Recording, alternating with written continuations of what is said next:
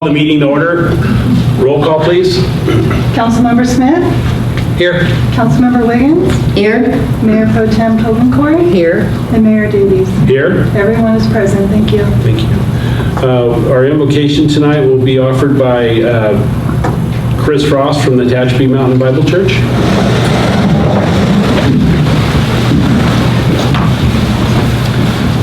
Let's pray. Dear Heavenly Father, we come before you this evening and we thank you for the snow and the rain and the precipitation that's needed. We pray for those affected by the floods. I thank you so much for these council members and the folks who serve the city of Tehachapi. I thank you for our first responders and our police officers. I just pray that your hand of protection would be upon them and that your blessings would be upon their families as they continue to do a difficult job. I pray that you give them strength and resilience as they continue to serve Tehachapi well. Thank you for this opportunity to pray to you and invite your presence into this meeting. We recognize that you're here with us and you are welcome. May the conversations and topics lead in a direction that will ultimately execute your will here in the Tehachapi Valley. We give you this meeting and may it manifest your glory. Yes. We pray all of this according to your will. And everybody said, Amen. Amen. Thank you, Pastor. Susan Wiggins, would you offer the Yes. Ready? Begin. I pledge allegiance to the flag of the United States of America and to the republic for which it stands, one nation, under God, indivisible, with liberty and justice for all.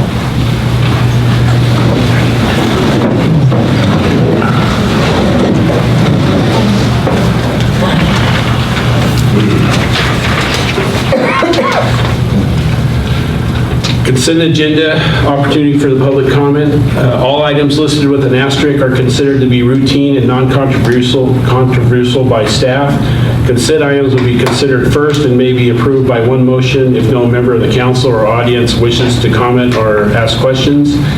If comment or discussion is desired by anyone, the item will be removed from the consent agenda and will be considered in listed sequence with the opportunity for any member of the public to address the council concerning the item before action is taken. Staff recommendations are shown in caps. Is there anybody from the audience who would like to have any items removed from the consent agenda? I see none. Council? I'll make a motion to approve. Okay. Second. Okay. Roll call vote, please. Councilmember Smith? Yes. Councilmember Wiggins? Yes. Mayor Pro Tem Covencourt? Yes. Mayor Davies? Yes. It's a 4-0 vote to approve the consent agenda. Public comment. The city welcomes comments from the public on items not listed on the agenda. Do we have anybody from the audience who would like to address the council?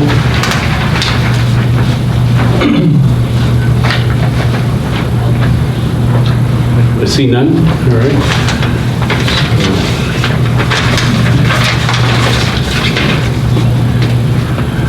Next, city clerk's reports. Ashley will give the staff report. Thank you, Mayor and honorable council members. Before you, we have the Tehachapi Valley Recreation and Park District's board appointment. We need one member to appoint to the board to fill a vacancy created by board member Chavez's expiration of term. This appointment will fill a 4-year term, which is set to expire on February 2nd, 2027. All applicants had to reside within the city of Tehachapi. We only received one application from Sandy Chavez, and she is in the audience if she'd like to come up and say anything. Or if you have any questions for her. Sandy, would you like to come up to the podium?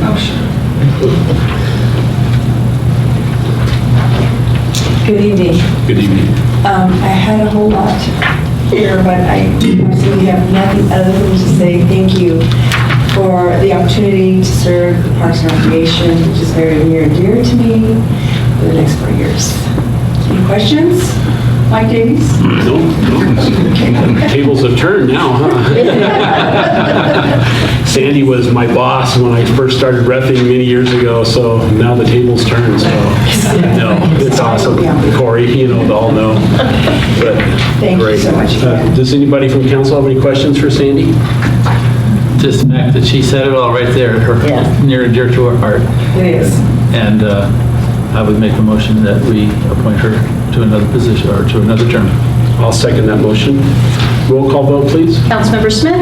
Yes. Councilmember Wiggins? Yes. Mayor Pro Tem Hogencourt? Yes. Mayor Davies? Yes. It's a 4-0 vote to appoint Sandy Chavez to the Tehachapi Valley Recreation and Parks District Board. Thank you, Sandy. Thank Thank you. you. Thank you.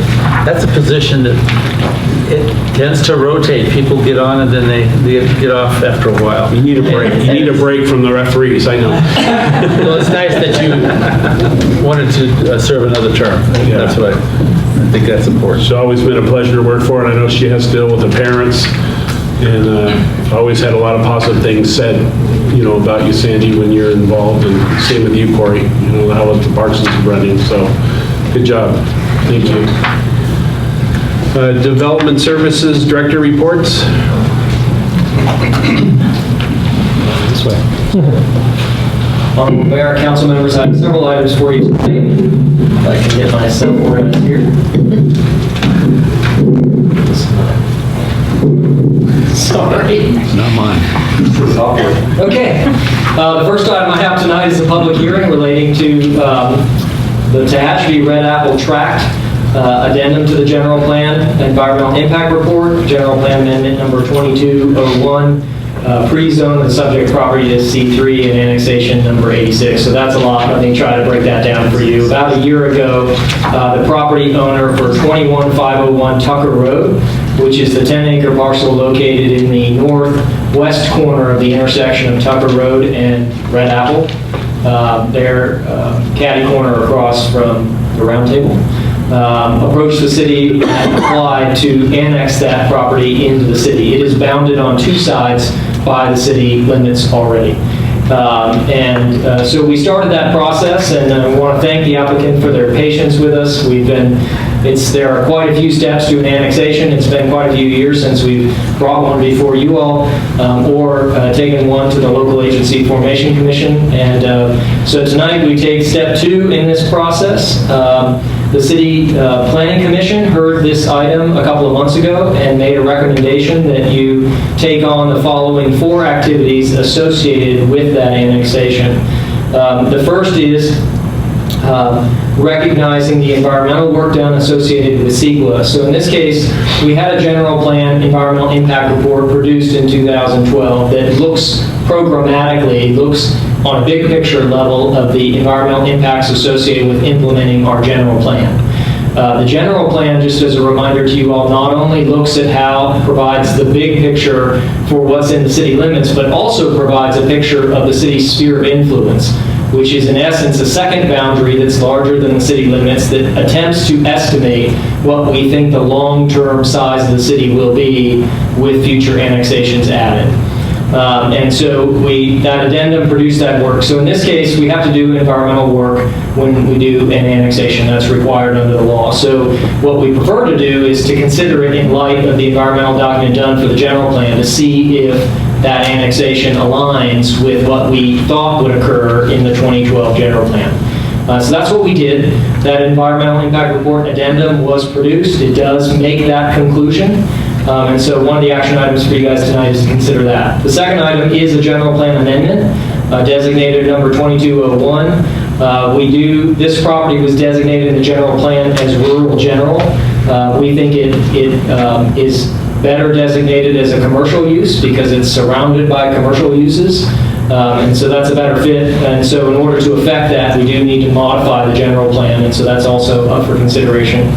As part of the annexation property, you must pre-zone property, which means a pre-zone is basically the zoning designation that we are going to ask the local agency formation commission, LAFCO, to see and approve.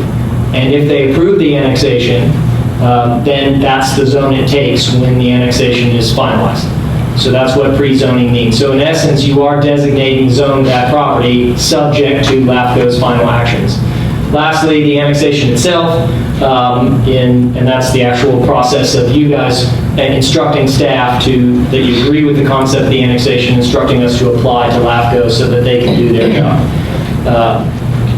So those are the details. Again, the Planning Commission took this item up on November 14th, and they did adopt a resolution, which is included in your staff report, speaking about this issue. So we've got a couple of things we need to do. The pre-zone is required to be adopted by ordinance, which, as you guys know, means 2 meetings. We have to introduce in 1 meeting, we have to adopt in another.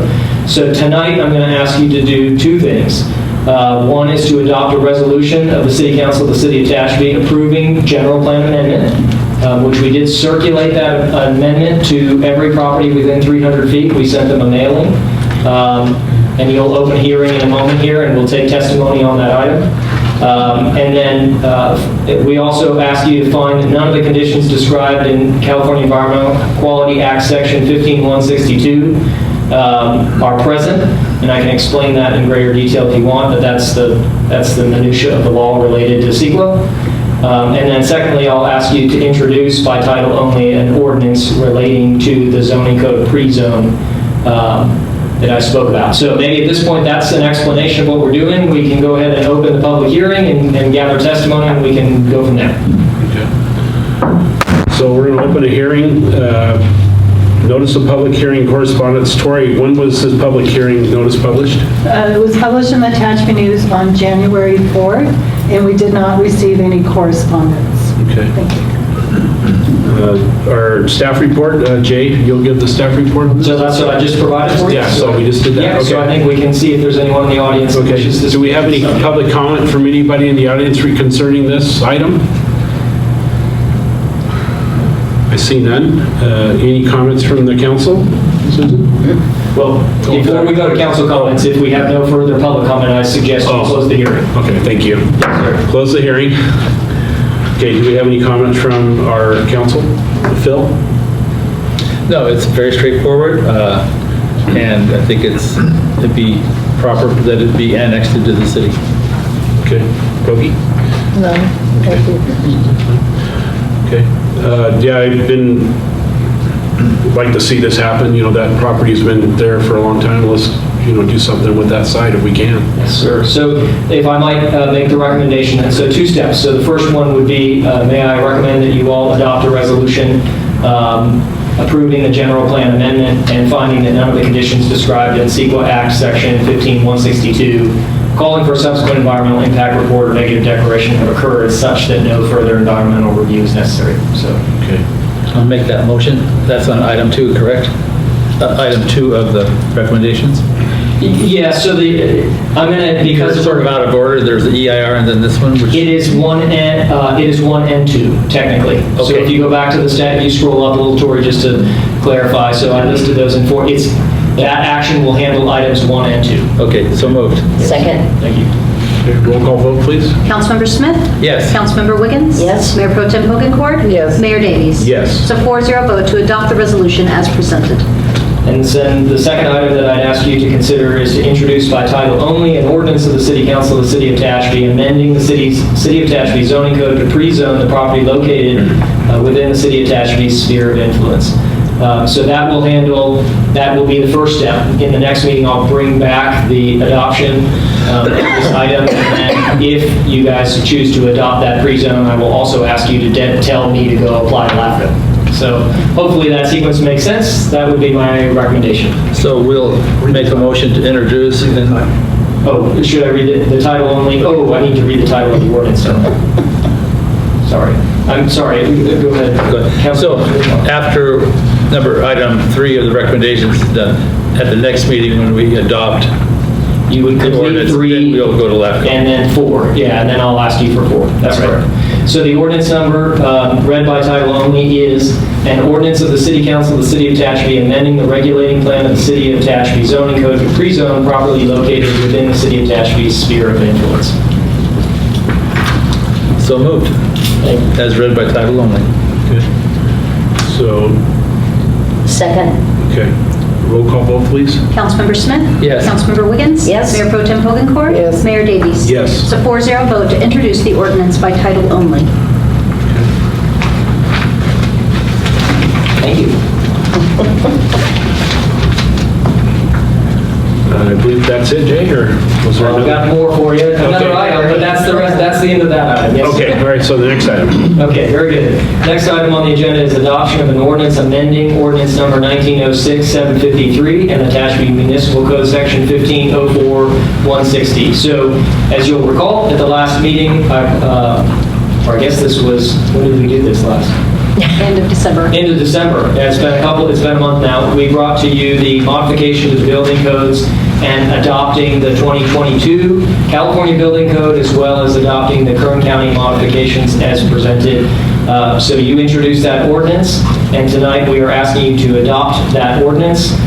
So I'm going to go straight to the recommendation because I have to read this by title. No. Do I not? You read it once. I read it once. Excellent. I don't have to read it again. So you can see the lengthy ordinance title there in the staff report, and I recommend that you all proceed with the adoption. That concludes my report. I'll make a motion to approve. Second. Roll call vote, please. Councilmember Smith? Yes. Councilmember Wiggins? Yes. Mayor Pro Tem Hogancourt? Yes. Mayor Davies? Yes. It was a 4-0 vote to adopt the ordinance by title only. All right, item 8. 10. I'm sorry, 10. A fair amount for you tonight. Yeah. Thank you, all right. Mayor. Thank you, sir. The third item I had for you was Development Department user fees update for 2023. So in 2019, in November of 2019, the council adopted a resolution implementing a fee schedule for the department that I run at the city. So remember, it's Building, Engineering, and Planning Department. These are the outward-facing components of City Hall that handle permits and development plans, etc. And so we actually adopted the first set of fees authored back in 2015. We revised them 2017, revised them again in 2019, and it's been 3 years now, and we're attempting to keep up with keeping these fees on target. So the way we generate the estimates for the fees is using what's known as a full cost allocation strategy. What that means is looking at the total cost of delivering this service to the public and then breaking down that incremental cost based upon the various services that we provide.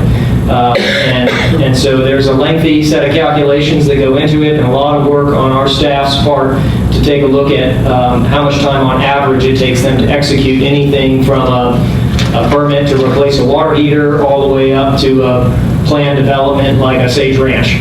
And everything in between. So the list is quite extensive of the services that we have to be prepared to offer if somebody walks in the front door. We worked with capital accounting partners, again, to produce the updated fees. So I've attached to the staff report the updated fee study associated with the work.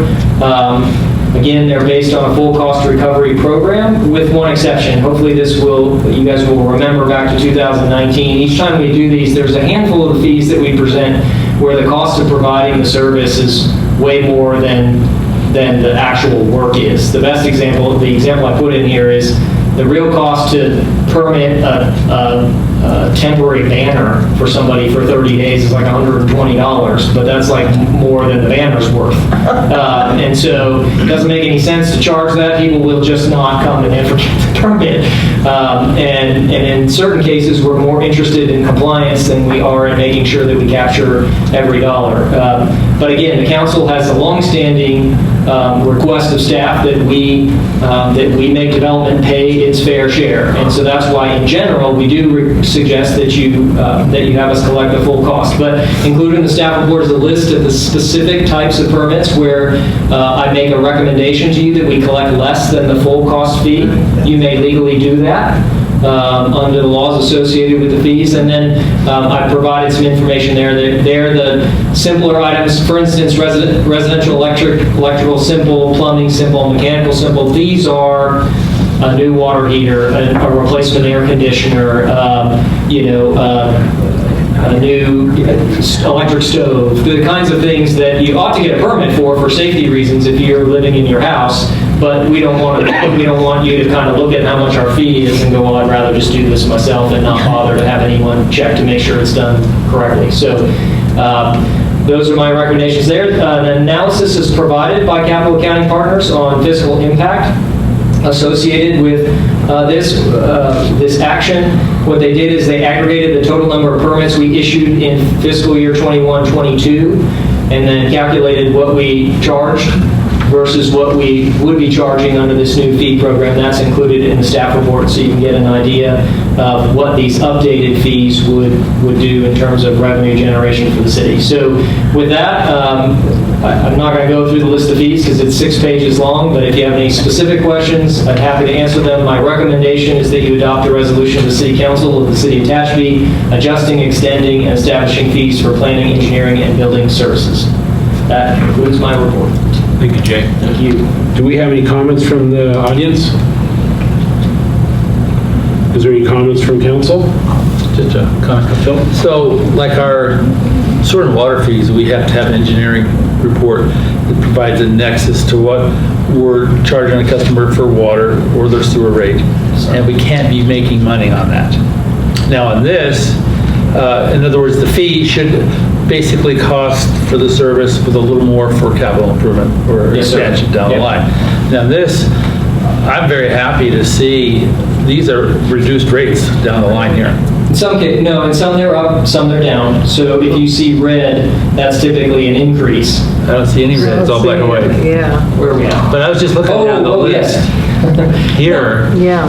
Is that in the other 6 pages? That's in the whole report, it's red and black, so my apologies. Yes, we tried to give you a simpler version of the spreadsheet. No, the column titled fee is the existing fee. The column titled 2022 proposed fee is the new fee. So you'll see that, for instance, like the top, if you'll scroll down, I see full cost There fee, you go, stop right there. 190, and proposed is dropping to 100. no, those are the specific fees in which I'm suggesting we charge less than the full cost. If you go further on, this is the chart in your Oh, staff that's report okay. that is the full list of fees. Every single one we charge.